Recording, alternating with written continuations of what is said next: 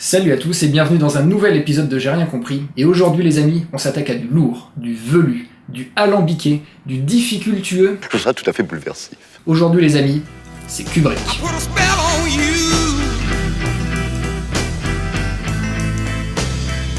Stanley Kubrick est un de ces réalisateurs à l'univers très riche en symbolique et dont la filmographie s'adapte parfaitement au concept de l'émission.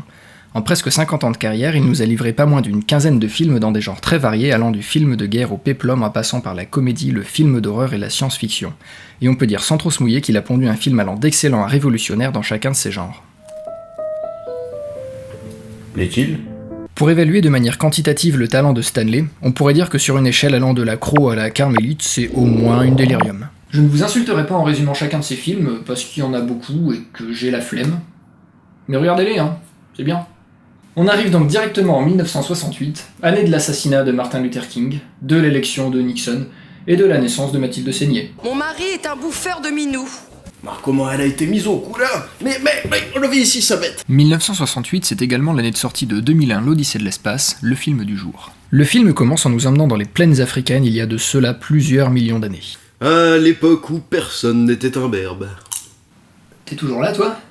Ouais, mais avoue que je t'ai manqué au moins un peu. Ah, ça perlote ! Mais comment t'as fait ça ? Facile, c'est moi qui ai écrit le script. On y suit une tribu d'Homo je sais pas quatus qui vivent d'amour et d'eau fraîche avec leurs petits chatons dans un paysage idyllique, bien que peint sur des panneaux de verre, jusqu'au jour où ils se font chasser de leur point d'eau par une autre tribu qui les jalousait. On dirait la chaîne parlementaire, non ? Après une nuit passée dans l'inconnu, nos protagonistes se réveillent avec ce qui semble être une gueule de bois bien tassée, quand ils se trouvent nez à nez avec un grand parallélépipède d'un noir absolu que l'on va appeler par la suite monolithe, histoire d'être originaux. Un peu paniqués, les plus téméraires d'entre eux osent quand même le toucher. Plus tard, un membre de la tribu s'hasarde à manipuler des morceaux d'os lorsqu'il a la soudaine révélation qu'un objet peut servir d'outil, et notamment d'arme. Ou de décapsuleur.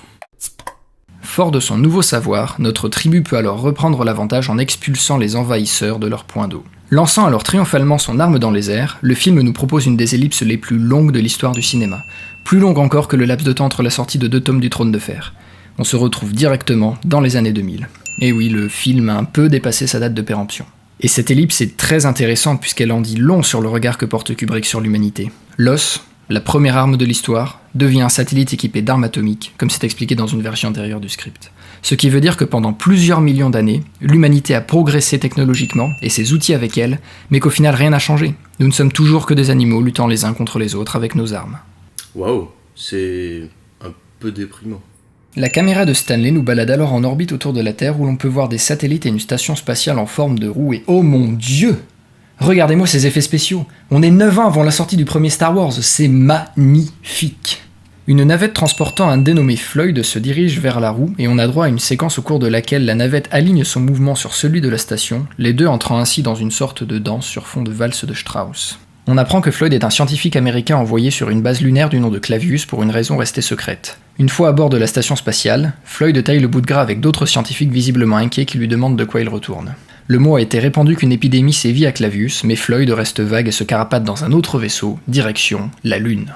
Arrivé sur place, on découvre que les sociétés futuristes ne sont pas encore parvenues à s'affranchir de la réunionite rampante puisque notre ami Floyd délivre un speech dont l'éloquence n'a d'égal que la vacuité. En gros, on retiendra que blablabla, bravo les gars, blablabla, l'histoire de l'épidémie n'est qu'une couverture pour décourager quiconque de s'approcher de la base, blablabla, la plus grande découverte de l'histoire des sciences, blablabla, blablabla.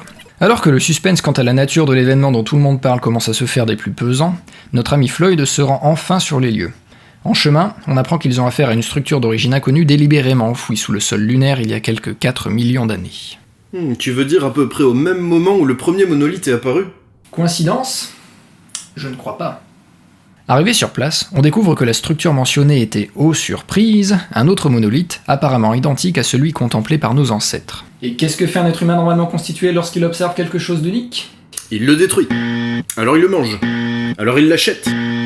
Alors il le nique. Alors il prend un selfie. Et ça a d'ailleurs l'air de déplaire fortement aux monolithes puisqu'ils décident de bousiller leur tympan à grands coups d'ultrasons. Nouvelle ellipse, heureusement moins vertigineuse que la précédente, puisque l'on fait un saut de seulement 18 mois dans l'avenir. Un vaisseau du nom de Discovery One, avec à son bord 2 astronautes nommés David et Frank, plus 3 autres en sommeil cryogénique, file dans le vide de l'espace en direction de Jupiter. Le vaisseau a la particularité d'être géré par un super-ordinateur, une IA nommée HAL 9000 ou HAL pour les intimes. The 9000 series is the most reliable computer ever made. HAL est l'ordinateur le plus avancé créé par l'homme, il imite à la perfection le fonctionnement d'un cerveau humain et a la réputation d'être infaillible. Cerveau humain? Infaillible? Ouais, ça paraît plausible. On suit le quotidien des astronautes et... Oh, bon appétit David. Oh mon Dieu, qu'est-ce que c'est que ça? David et Frank s'adonnent aux activités classiques de tout bon scientifique pendant ses heures de travail, à savoir jouer à des jeux, dessiner des bidules et regarder des vidéos. D'ailleurs, bon anniversaire Frank. Happy birthday to you. Lors d'une discussion entre David et Hal au cours de laquelle ce dernier exprime ses doutes quant à la mission, il change brusquement de sujet pour informer David d'une panne sur le point de survenir sur l'antenne de communication du vaisseau. Just a moment. I've just picked up a fault in the AE-35 unit.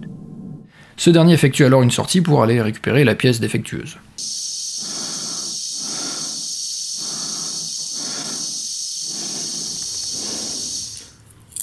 Eh ben, heureusement qu'ils avaient 72 heures.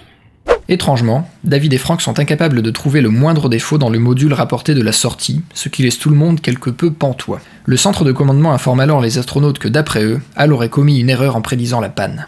Hal, quant à lui, attribue la contradiction à une erreur humaine. Ambiance. La confiance se dégradant à vue d'œil entre Hal et ses passagers humains, Frank et David tentent d'aller discuter hors de portée des oreilles de Hal, dans un pod traditionnellement utilisé pour les sorties dans l'espace. I've got a bad feeling about him. Very bad feeling about this. I got a bad feeling about this. I have a bad feeling About this. Les deux hommes tombent d'accord sur le fait qu'il faut remettre en place l'unité de communication et attendre de voir si, comme Hal l'avait prévu, elle tombe effectivement en panne. Sinon, la défectuosité de l'ordinateur étant alors avérée, il devra être déconnecté. Malheureusement pour eux, ce sagouin de Hal parvient à capter la conversation en lisant un scred sur les lèvres des deux hommes au travers de la vitre du pod. C'est lors de la sortie effectuée par Frank pour replacer le module que Hal perd définitivement les pédales. Mais plutôt que de faire un blue screen comme n'importe quel ordinateur digne de ce nom, il décide de prendre le contrôle du pod et d'attaquer Frank, le propulsant dans le vide de l'espace. David se précipite alors dans le second pod pour tenter d'aller récupérer son ami.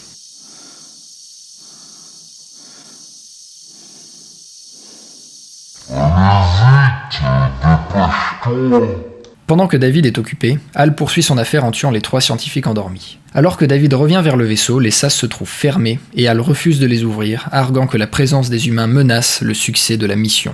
Devant le refus catégorique de Hal, David entre dans le vaisseau via le sas de secours, sans son casque, puis se rend dans l'unité centrale de Hal et commence à déconnecter progressivement ses fonctions de haut niveau. Hal, défait et impuissant, tente d'abord de convaincre David de changer d'avis, puis le supplie même d'arrêter, manifestant clairement de la peur. I'm afraid. Alors que Hal s'éteint, un message préenregistré de Floyd se lance sur un moniteur, révélant à David le réel contexte de sa mission. Le monolithe déterré sur la Lune, premier signe d'intelligence extraterrestre découvert par l'homme, avait transmis un signal radio en direction de Jupiter. En orbite autour de Jupiter, David effectue une sortie en pod pour investiguer la présence d'un autre monolithe à proximité, lorsqu'il se trouve happé dans un vortex de formes et de couleurs le transportant sur de grandes distances à travers l'espace dans une des séquences psychédéliques les plus mémorables de l'histoire du cinéma. Et c'est là qu'on arrive à la partie bien velue du film. David se retrouve soudainement dans une chambre décorée dans un style néoclassique. Tu veux dire incluant la transition des particules passantes en régime banane? Hop, on avait dit pas de blague sur le boulot. Il remarque alors une version plus âgée de lui-même qui l'observe, puis devient soudainement ce David vieilli. Explorant la chambre, il trouve une version encore plus âgée de lui-même, attablée, puis devient une nouvelle fois ce David. Une dernière transition similaire s'effectue et David se retrouve alité, à un âge très avancé, aux portes de la mort. Un monolithe apparaît alors au chevet de son lit. Se tendant pour l'atteindre, David est transformé en une sorte de bébé entouré d'un halo de lumière. Il se trouve finalement ramené à proximité de la Terre et le film se termine par un plan de ce bébé cosmique qui nous lance un regard caméra riche en sous-entendus. Voilà. Avant de rentrer dans une analyse du film, il convient de rappeler le contexte historique et technologique dans lequel il est sorti. On est en 1968, en pleine guerre froide et la course à l'espace bat son plein. D'ailleurs, ce contexte est palpable dans le film si l'on considère que les scientifiques avec qui Floyd interagit dans la station spatiale sont en réalité soviétiques, ce qui explique aussi pourquoi il ne souhaite pas partager avec eux les informations qu'il détient. Ça et le fait que les satellites que l'on voit dans cette séquence portent en réalité des armes nucléaires. Côté informatique, on notera simplement qu'au moment de la sortie du film, la souris d'ordinateur était présentée au public pour la toute première fois. Ça pose le contexte. Parlons un petit peu des effets spéciaux du film. Évidemment, vu la date de sortie du film, aucun n'a été généré par ordinateur. Outre les matte paintings et les nombreuses maquettes utilisées pour représenter paysages et vaisseaux spatiaux, un décor tournant à la Inception fut construit pour les séquences se déroulant à bord de Discovery One, et ce plus de 40 ans avant la sortie du film de Christopher Nolan. Lors des séquences montrant les comédiens en apesanteur, ces derniers étaient en réalité suspendus à des câbles dissimulés derrière eux par rapport à la caméra, rendant l'illusion plus que convaincante. Enfin, la séquence psychédélique de la Stargate fut réalisée à l'aide de milliers d'images de circuits imprimés, de microscopies ou encore de paysages. Alors qu'aujourd'hui, le lecteur Windows Media génère ça en temps réel. Peut-être, mais à l'époque, toute une équipe y a passé plusieurs semaines. Et la longueur de la séquence a pour but de nous faire ressentir l'immensité des distances parcourues par Dave. Hal est sans contexte le personnage le plus intéressant du film. Le moins que l'on puisse dire, c'est que les 3 lois d'Asimov ne l'atteignent pas. Il est plutôt considéré comme un membre d'équipage à part entière avec des émotions humaines. Alors pourquoi il passe en mode Terminator et il se met à dézinguer tout le monde ? Eh bien tout commence avec sa prédiction de la panne du système de communication qui s'avère être erronée. Une première interprétation, qui est celle mise en avant par le film, voudrait que Hal ait commis contre toute attente une erreur, et panique à l'idée que les humains le déconnectent une fois leur confiance en lui détériorée. Lorsqu'il espionne leur conversation dans le pod, sa paranoïa lui fait perdre pied et son instinct de conservation le pousse à passer à l'action. Une autre interprétation voudrait que Hal ait prémédité le meurtre des membres d'équipage car il aurait estimé que le principal risque d'échec serait humain et ait délibérément prédit une fausse panne dans ce but. Mais cette idée est moins cohérente avec l'histoire puisque si c'était le cas, Hal aurait pu se débarrasser de Dave dès sa première sortie dans l'espace. La suite de 2001, sobrement baptisée 2010 et sortie en 1984, nous donne quelques éléments de réponse. Hal aurait été au courant du but réel de la mission, à savoir investiguer des activités extraterrestres, mais aurait reçu l'ordre de ne pas en dire mot aux membres d'équipage. N'étant pas conçu pour le mensonge, l'ordinateur serait entré en dysfonctionnement. Les monolithes semblent être le signe d'une présence extraterrestre, voire divine, qui observe et guide l'espèce humaine depuis ses premiers pas. 4 monolithes apparaissent au cours du film, chacun à un moment crucial de l'évolution humaine. Le premier dans une plaine au moment de l'invention de l'outil, le second attend l'homme sur la Lune et symbolise la conquête spatiale, le troisième est en orbite autour du Jupiter au moment où l'homme remporte sa victoire face à sa propre création, à savoir l'intelligence artificielle, et enfin le dernier se trouve au pied du lit de David lorsque celui-ci est sur le point d'atteindre un niveau de conscience supérieur, la victoire face à la mort, l'étape ultime. On remarque d'ailleurs que les monolithes apparaissent à chaque fois juste avant le franchissement de ces étapes, ce qui tend à montrer que quiconque les a placés là l'a fait pour guider de manière active l'espèce humaine dans son évolution. Quant au qui et au pourquoi, ils sont laissés libres à l'imagination du spectateur. On a déjà vu que la séquence psychédélique représentait un voyage spatial dans lequel David était entraîné. On peut imaginer que la chambre dans laquelle il arrive a été réalisée par le ou les créateurs des monolithes pour le maintenir dans un environnement relativement familier. Les étranges transitions qui s'opèrent ensuite entre les âges de David pourraient être de simples ellipses pour nous montrer qu'il passe le reste de sa vie dans cette chambre. Cette façon de le représenter est d'ailleurs très intéressante et efficace puisqu'elle accentue le côté inéluctable, presque injuste du vieillissement. On pourrait aussi penser que les créateurs des monolithes sont capables de contrôler le temps et accélèrent délibérément le vieillissement de David. Dans les deux cas, le résultat est le même. À la toute fin de la séquence, un David vieillard est transformé en bébé cosmique, une sorte d'entité supérieure, l'étape suivante dans l'évolution de l'espèce humaine, puis est ramené à proximité de la Terre. Une version antérieure du script incluait une scène qui d'ailleurs est présente dans le livre, où le bébé David fait exploser d'un simple geste de la main les satellites portant des armes atomiques en orbite autour de la Terre. David est alors devenu une sorte d'entité omnipotente pouvant veiller sur l'espèce humaine et tous ses individus, y compris sur le spectateur du film d'ailleurs, et c'est pourquoi le film se permet de briser le 4e mur avec le regard caméra que nous lance bébé David sur le dernier plan.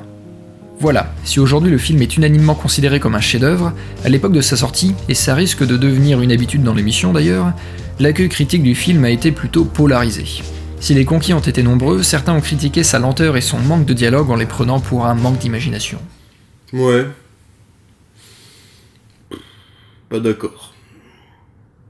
Il a tout de même remporté l'Oscar des meilleurs effets spéciaux ainsi que des nominations pour meilleur réalisateur et scénario original. Si on peut aujourd'hui critiquer la longueur de certains plans du film par opposition au montage supercut qu'on peut observer dans le cinéma mainstream actuel, il faut tout de même garder à l'esprit que ce genre d'image n'avait jamais été vu dans les années 60. Et franchement, entre ça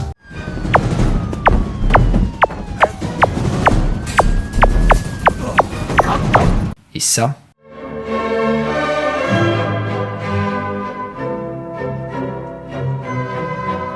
il y a quand même un écart de qualité.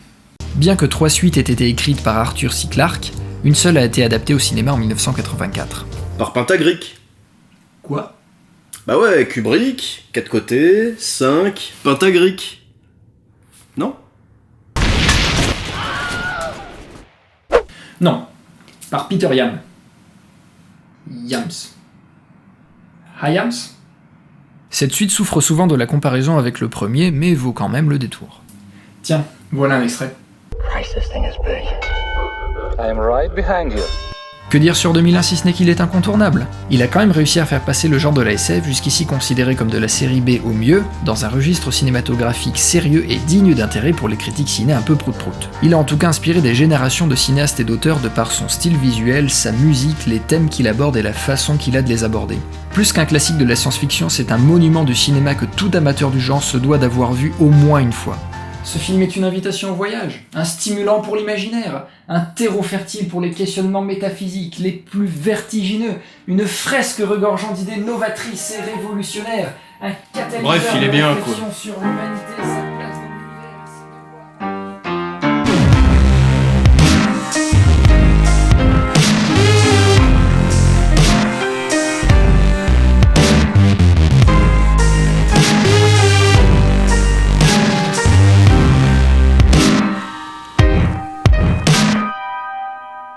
Non, ta grippe.